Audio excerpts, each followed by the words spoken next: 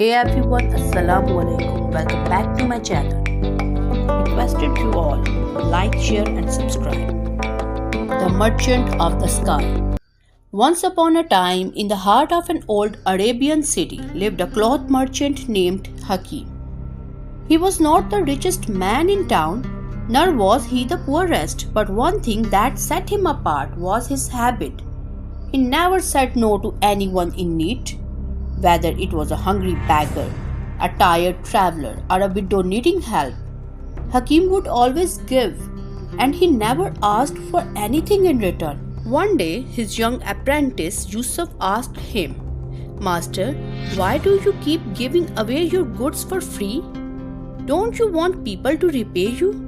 Hakim smiled gently and said, "My son, I trade with Allah. I don't expect returns from people. Allah's reward is hidden, but it is greater than what you can imagine." Yusuf was puzzled, but remained quiet. Years passed. Hakim's business grew, and so did his acts of kindness. But soon a great drought struck the land. Crops failed, water dried, and markets collapsed. Traders who were once wealthy now begged on the streets. Hakim lost almost everything.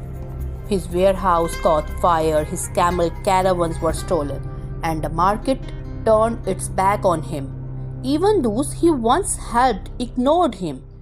Yusuf, now grown and managing what little remained of the shop, came to Hakim and said bitterly, "You give them everything? Where are they now?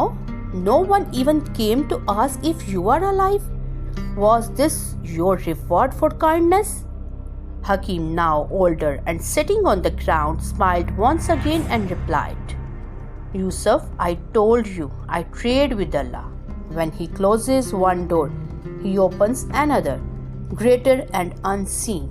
But in truth, even Hakim was beginning to feel the weight of his trials.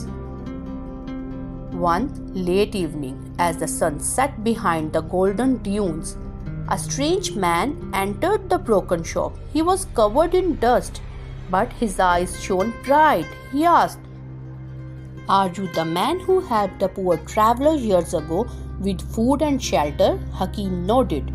The man smiled and said, "I was that traveler. I was lost, hungry, and no one gave me even a glass of water.